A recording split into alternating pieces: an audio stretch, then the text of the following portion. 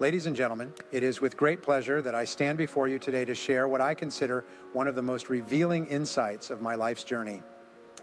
Throughout my career, I've had the privilege of delivering countless speeches, sharing wisdom, and guiding individuals on their path to success.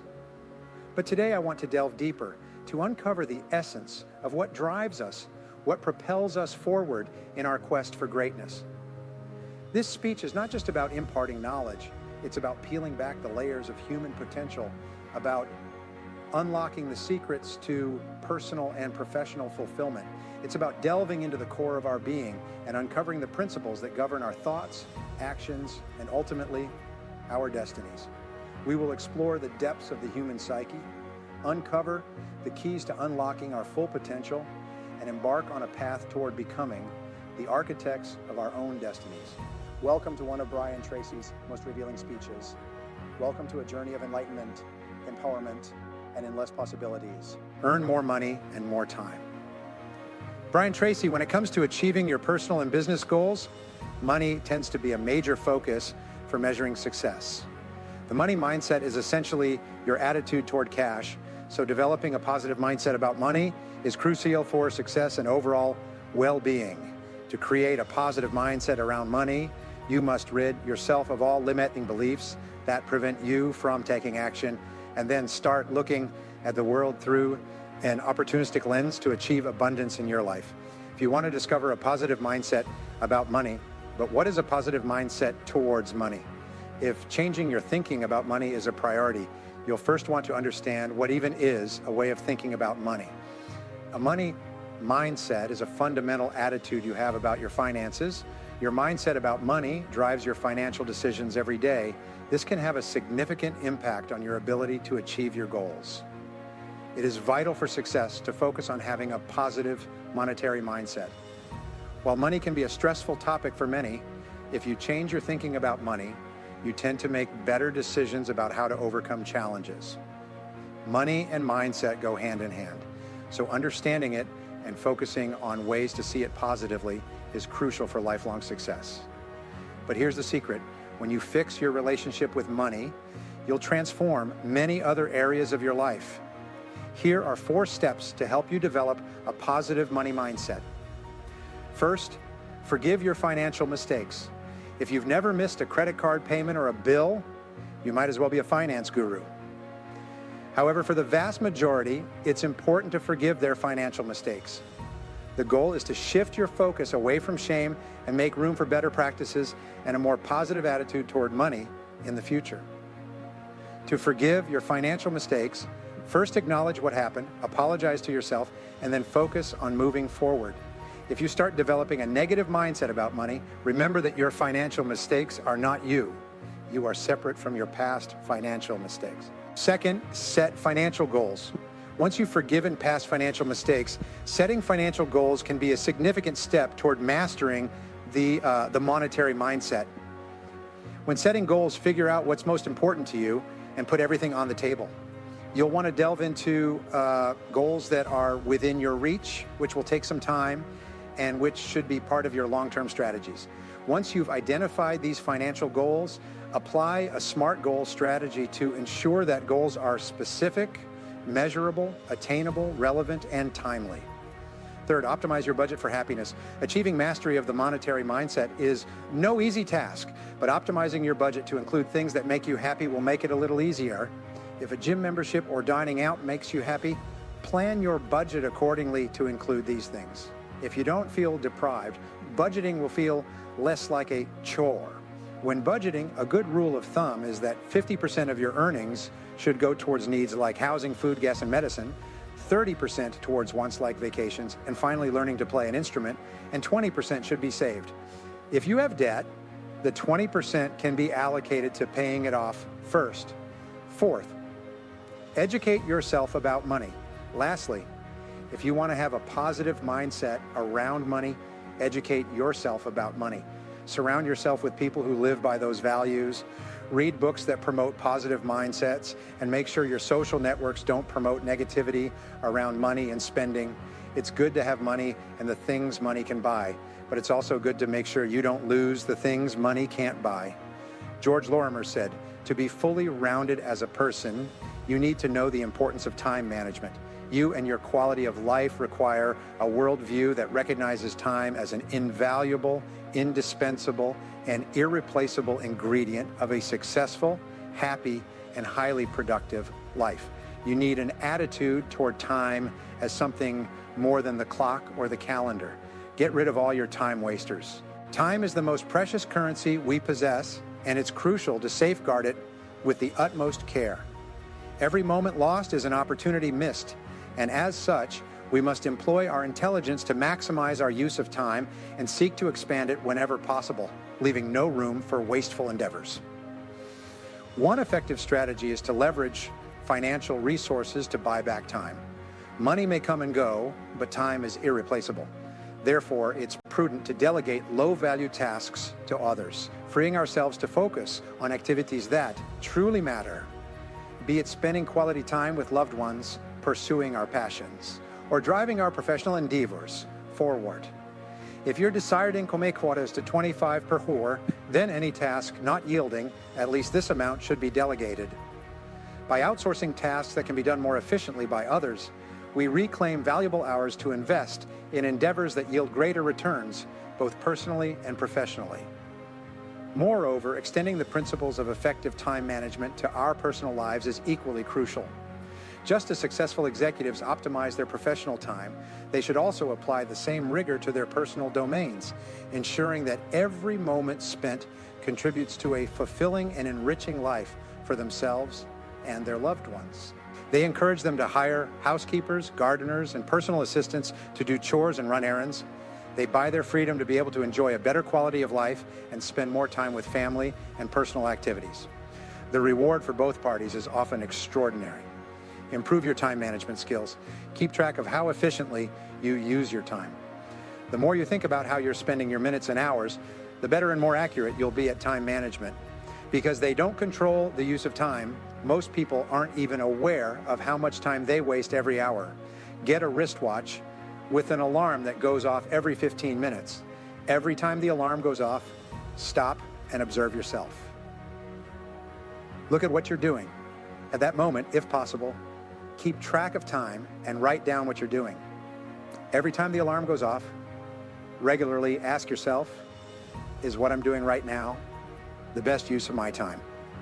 Life is all about attention.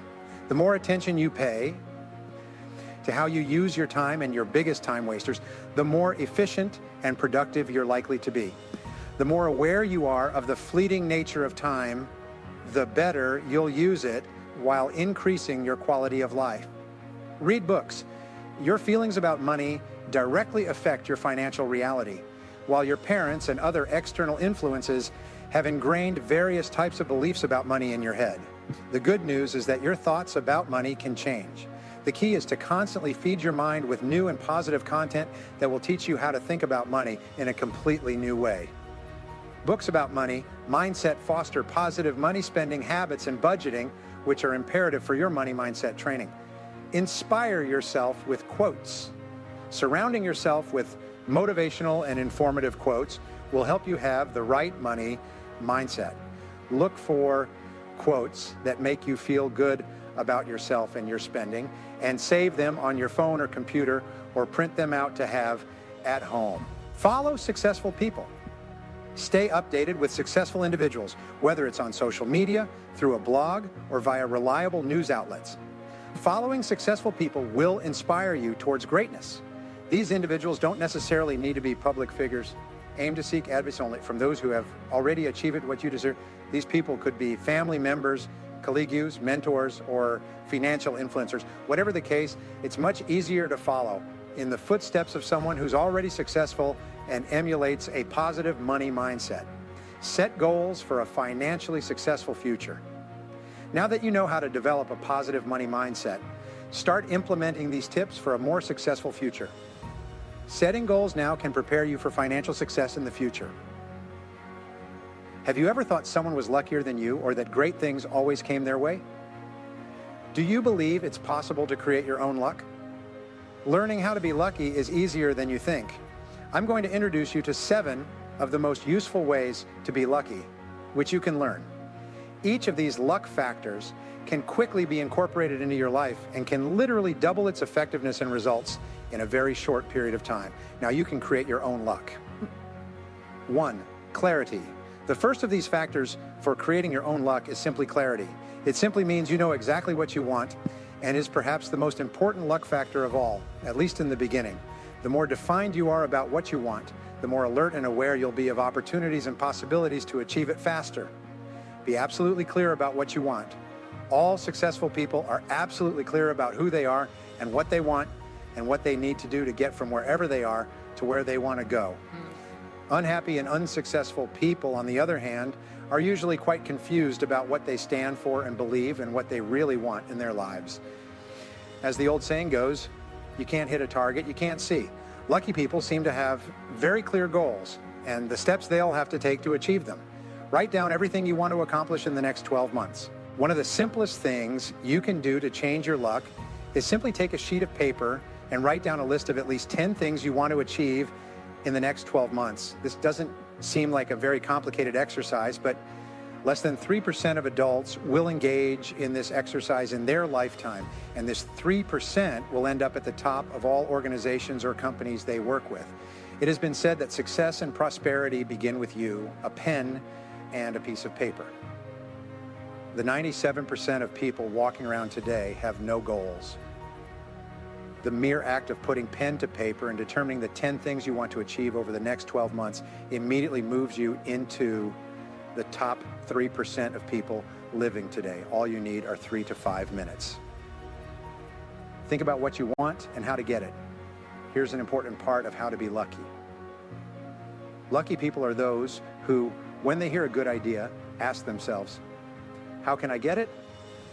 Unlucky people, on the other hand, when they hear a good idea like writing down 10 goals, always ask themselves, will this do anything? The difference between lucky and unlucky people is that lucky people always ask how. When the lucky person thinks about something they want, they always ask how they can get it or acquire it. The attitude of always asking seems to trigger both their subconscious and unconscious minds to constantly see possibilities and get ideas that will help them achieve it. But when you ask if it seems to shut down your creative capabilities in your brain. There's a small finger-shaped organ called the reticular cortex. This reticular cortex is like a telephone switchboard that controls the messages that can reach your eyes, ears, and other senses. Since you're bombarded by hundreds and thousands of messages from all sides continually, this cortex allows you to focus and concentrate on those elements of your environment that are relevant or important to you and ignore the rest. For you and ignore the rest, the reticular cortex is activated with a clear goal, order, desire, or even fear on your part. For example, if you decide you want to buy a red sports car and are really excited about the possibility of a red sports car, you'll start noticing red sports cars everywhere. Even that same car turning the corner 2 or 3 blocks ahead of you will be picked up by your reticular cortex and transmitted to your conscious mind. Are successful people just luckier than the rest of us? The truth is, successful individuals train their minds to recognize opportunities and possibilities that align with their goals, effectively programming their reticular cortex to be more attuned to such prospects. On the other hand, those who perceive themselves as unlucky or unsuccessful tend to believe that their goals are unattainable, inadvertently signaling their reticular cortex to disregard potential opportunities. Imagine look as a dimmer switch in a dark room. As you cultivate absolute clarity about your goals and aspirations, this metaphor called dimmer switch gradually brightens, illuminating the path to success with greater clarity and precision. With each step taken towards your objectives, the once murky dartboard of opportunity becomes vivid and unmistakable in its clarity. Your likelihood of hitting the bullseye on such a dartboard is much higher than if you were throwing darts from a far distance in a dark room. The second luck factor is the activity factor. High levels of activity Especially proactivity, increase the number of things you do, and therefore immediately increase the probability of you doing the right thing at the right time and in the right way. For example, if you won a prize, once you flipped 100 heads in a coin flipping contest, the best way to ensure you won that prize would be to flip the coin as many times as possible in the shortest period of time. And if you did and won the prize, it wouldn't be a matter of luck at all. It would simply be a matter of how frequently you attempted to flip heads. Activity begins with an attitude of self-reliance because all high-performance men and women are extremely action-oriented and extremely self-reliant. They look to themselves for solutions to their problems. They realize that no one is coming to the rescue. When you see yourself as completely in charge of your own life, your own career, your own health, your own family, and your own finances, you stop looking for others to do things for you. You start moving forward instead of making excuses. You accept that you are where you are and what you are because of yourself. If you want to be or do something different, it's up to you to make the necessary changes starting right away. If you want to have more luck, develop a bias for action, develop a sense of urgency, take action, get to work, move fast. The faster you move, the more energy you have. The faster you move, the more experience you gain. The faster you move, the more results you'll get and the more success will come. 3, mastery. Another excellent way to have good luck is mastery, and it always has been. Knowledge and know-how are the keys to success. You will always be paid in direct proportion to what you do, how well you do it, and how difficult it is to replace you. We have moved from the era of labor to the era of mental power. Your level of knowledge and skill in your chosen field will determine your luck and success in that field as much or more than any other quality. Become a master in your field. Today, people are not paid for their position or seniority, but for their performance and results. The better you are, the more luck you will have. Your job is to decide to join the top 10% in your field and then pay any price and invest the time necessary to get there. The luck factor of mastery can do more to help you achieve great success than perhaps any other factor. On the other hand, you can have all the opportunities in the world. But if you're not really good at what you do, the opportunities will slip through your fingers. 4, energy. Energy is another key way to have more luck. All successful people seem to have much more energy than unsuccessful people.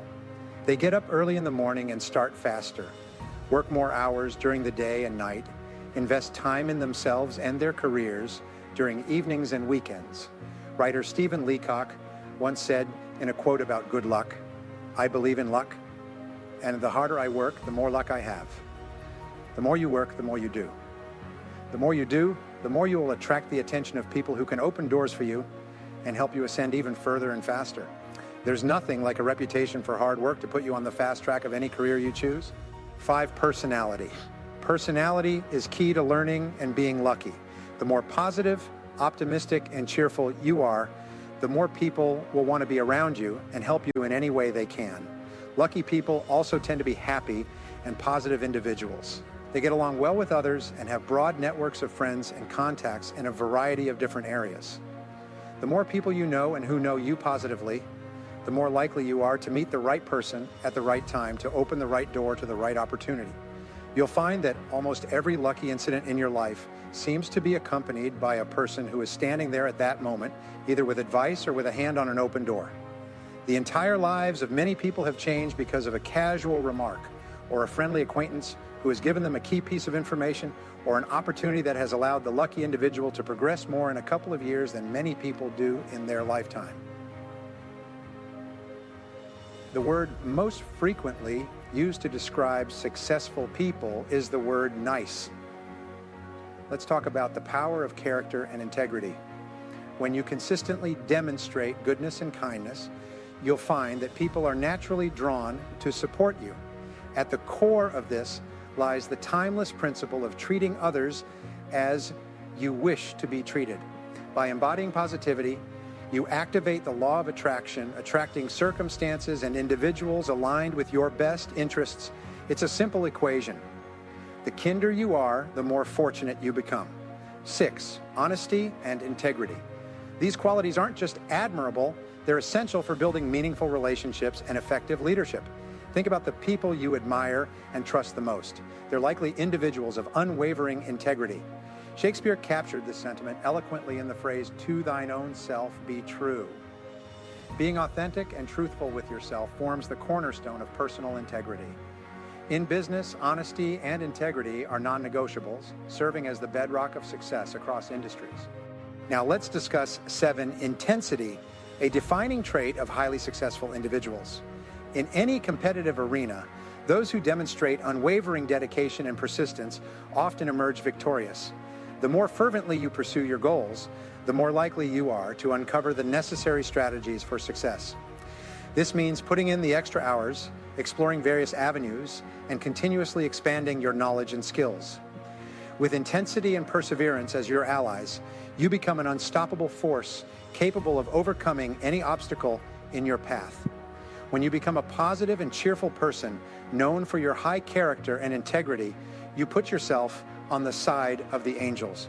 And when you back every desire and goal with unwavering confidence and persistence and keep moving forward no matter what adversity, you will turn out to be one of the luckiest people in the world. You make your own luck, create the life you want, and as a result, your future will be limitless. A boy becomes a man when a man is needed. I've seen 40-year-old boys because a man was never needed. You're about to hear a life-changing speech from Tracy. Relax, take notes, and watch this entire video so you don't miss anything that could have a big impact on your life. Taking control of your life is one of the most important decisions you'll make. From childhood, we're conditioned to see ourselves as children with children. There are other people in charge of our lives, making decisions for us, telling us what and when to eat, when to go and when to come, buying us clothes, taking care of us, and so on. We're conditioned, and if we're not careful, we're conditioned to believe that other people provide for us, make decisions for us, and tell us what to do. Most people never get over this. They never make the transition from child to adult. When they grow up, they think someone else should take care of them, a boss, an employer, and worst of all, a government. The government should provide for me, and I don't care how they do it, but I think they should take care of me. So we remain as children all our lives. Steck wrote a book many years ago that I was asked to study in high school. It talks about a young man who now has to make a big decision, and his friend says, "But he's just a boy." She replies, "A boy becomes a man when a man is needed. I've seen 40-year-old boys because a man was never needed." And it's the same. A woman becomes a woman when a woman is needed. There are women in their 40s and 50s because a woman was never needed. They would always look to someone else. So we say the motto of the fully responsible person is, if it is to be, it's up to me. We don't look to other people as solutions to our problems. As Henry Ford said, never complain, never explain. In other words, if you're not happy with something, change it, but don't complain. Complaining is a sign of weakness, but it's also a sign of victimization. A person who complains is basically saying, I'm a victim, I'm weak, I'm small, I'm ineffective, I'm a child, please pity me. And what this does is undermine your self-esteem. It simply takes away all your motivation and self-confidence. Even the choice of words can be very detrimental. We say there's a deep valley between maturity and immaturity called the valley of excuses. And this is one of my contributions. We say that in life you come to a valley and a canyon where the valley is childhood and immaturity, and on the other side is adulthood and maturity. Where this is the canyon, you come to this point and you have to make a decision to make the big leap. But what most people do is they timidly take the leap and try to cross the canyon of excuses. They try to cross it in 2 jumps and end up in the valley of excuses. The valley of excuses is one of the biggest obstacles to success in adult life. We make excuses often. I say that 80% of the population goes to Someday Island. Every time they think about a change they want to make in their lives, they think, someday I'll do it. Someday I'll write it down. Someday I'll buy that book. Someday I'll improve my skills. I'll lose weight. I'll get out of debt. And someday I'll change my bad relationship. And so on. And then they end up in the valley of excuses. So your job as a fully functional adult, when you get here, is to make the leap to the other side. And once you've made the leap to the other side, there's no turning back. And this leap of accepting total responsibility for your life is scary, which is why most people don't do it. It's also exciting because it frees you to say, I'm in charge of my own life, I'm the one in charge. So your job is to jump over the valley of excuses, accept total responsibility for your life, and never look back. Looking back, we say that excusitis, which is an inflammation of the excuse-making gland, is invariably fatal to success. The reason people aren't successful is because they have excuses. You can't imagine a leader crying, complaining, and making excuses. As Mark Twain said, there are 1,000 excuses for failure, but never a good reason. So one of the things we do is there are no more excuses. Either you do it or you don't. Join or jump, but I don't give excuses. We say that accepting responsibility is not optional, it's mandatory. I mentioned it before, but I can't be too emphatic that you can only give up control. You can't give up responsibility. You're still responsible for yourself throughout your adult life. You can give up control by trying to make someone else responsible for your life, and you do. And then you wait to be told what to do or not to do, or to get a raise, or to be promoted, or demoted, or hired, or do something else. Or you can accept responsibility, and accepting responsibility is mandatory.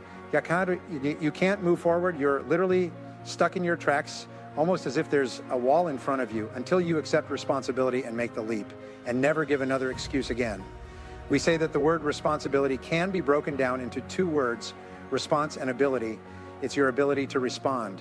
The challenge response theory in history is a fascinating part of history that I discovered when studying the work of Gunnar Myrdal, who received an award from the Academy for his work.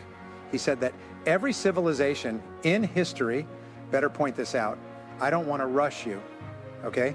Said that every civilization in history started with a small tribe, as small as 3 people. The history of the Mongols, the Mongol Empire, which was the largest empire in the history of man on earth, stretching from the Sea of Japan to the Danube in Europe and across the Middle East and all of China and half of India, began with 3 people. Genghis Khan, whose name was Temujin, his brother, anyway, they were 3. They tried to be eliminated.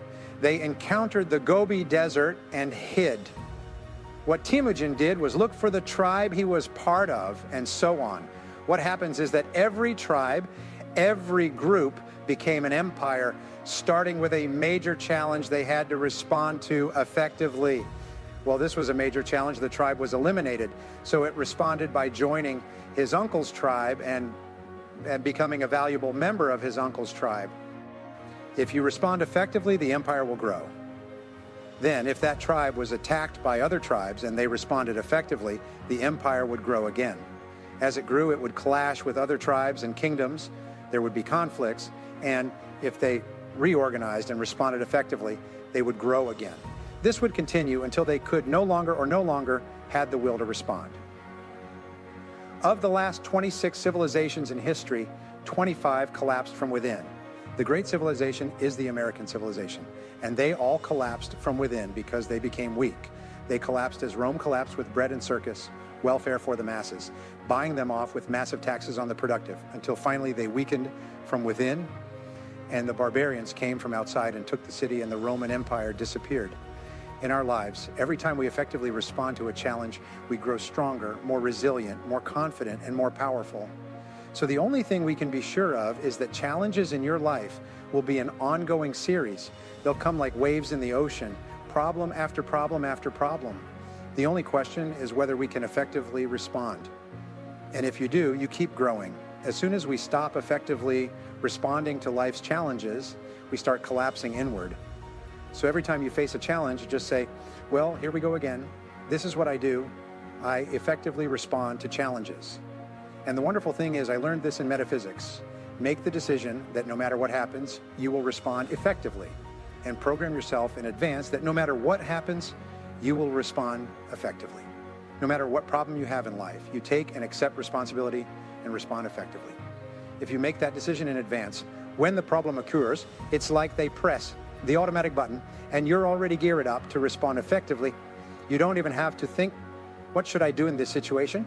You just respond effectively. You don't get angry, you don't get sad, you don't cry, you don't take it out on other people. What you do is say, it's a problem, so we respond effectively. We move forward from here. Very, very important. This attitude is the attitude of a leader. Civilizations grow and decline to the extent that they face challenges and respond effectively, just as individuals grow or decline to the extent that they face challenges effectively. The 3 areas of life where responsibility is essential, first, are in the political realm. The more you vote for politicians to do things for you, the more you give politicians control. And unfortunately, every civilization in history has chosen politicians who promise to rob Peter to pay Paul. And as they say, when someone promises to rob Peter and pay Paul, they'll always have Paul's support. Basically, this is modern politics in the Western world today. Japan has almost collapsed. Because of this, most other Western countries are in a state of bankruptcy or collapse because politicians are too weak not to give people what they want, which is free money. So every time you vote for someone who promises to give free money to other groups, remember, they'll get it from you. And what happens is that the less money you have, the less power you have over your own life. The second area has to do with the economic world. The economic world is where you become an economic adult. As an economic adult, you take control of your own career. You make your own career decisions. You don't wait for someone else to give you a job and a place to sit and tell you what to do and what not to do. You see yourself as self-employed. You see yourself in charge of your own personal career. I write about this regularly. I make books and articles about it because there are a lot of people going through unemployment. And what they do is go from hat to hat saying, like, please hire me. Please give me a place out of the cold. Please give me money for something. Instead of taking control of their lives, they look to someone out there who's supposed to be responsible for them. And this just makes you a child. And you shift the focus from your parents' childhood to your boss, and your boss becomes your new parent. And the third area is health and well-being. Many of us don't take good care of our bodies. We expect the doctor to take care of us once we get sick. If there were no doctors, or if you were in a place where doctors were very hard to find, you would probably take much better care of your health. But responsibility, taking control of your life, is very important because there is a direct link between responsibility and self-esteem. The more responsibility you accept, the more you like yourself and the more powerful you feel. On the other hand, the more you blame your problems on other people, the weaker you feel and the less you like yourself. They both decrease together. High responsibility, high self-esteem, low responsibility, low self-esteem, low self-confidence, low potential to achieve everything you want for yourself. So we say the important key is this: you're always free to choose the quality of your emotional life. You're always free to choose the quality of your emotional life, your physical life, and your financial life. Now, this is pretty remarkable, isn't it? It's your choice. Barbara and I realized this many years ago. Our daughter, Christina, confronted us and said we couldn't watch her all the time. We were setting boundaries, rules, telling them what to do and to call us here and everything else. You can't watch over me all the time. I'm going to make my own decisions. You just have to trust that you've raised me well enough, she said. And we said, all right, from now on, make your own decisions, and we'll support any decision you make 100%. That has become the mantra in our family. Any decision you make, we support you 100%. I have a little joke with my kids. I tell them I've never forced them to do anything, and I've never forbidden them to do anything, and they have to agree. I've never compelled them to do this, and I've never prohibited them from doing that. Unless, of course, they want to spend vast amounts of my money, in which case we'll just have a longer conversation. But I've always encouraged them to make their own decisions. I don't always agree with their decisions, but I always back them 100%. And most of the decisions they've made have turned out to be very good. It's amazing how right their decisions are when they're responsible for making them. Would you agree with that? Would you agree? Okay, my son is here, and he told me not to mention it, so I won't mention that he's here. I won't mention that my son, Israel, might be sitting right next to you. You never know which chair he's in. Well, you're always free to choose the quality of your life. You're always free to make your own decisions, and that's important. Does that mean you always make good decisions? No, but you always know they support you 100%. And there's nothing more wonderful than knowing the important people in your life support you 100%. Does that mean you always make good decisions? No, but you know they'll back you 100%. And you know if the decision doesn't work out, they'll change that decision very quickly. It'll be reversed very quickly if it's your decision. As we come to the close of this speech, I urge you to carry forward the insights and revelations gained here today. Remember, knowledge without action is merely potential, but knowledge applied is power. Take the wisdom you've received and let it ignite a fire within you, propelling you toward your goals with unwavering determination. Remember that you hold within you the power to shape your own destiny, to create the life you envision. So embrace the challenges that come your way as opportunities for growth, and never forget the immense potential that lies within you. Thank you for joining me on this journey of exploration and enlightenment. May you go forth with courage, confidence, and an unwavering commitment to becoming the best version of yourself.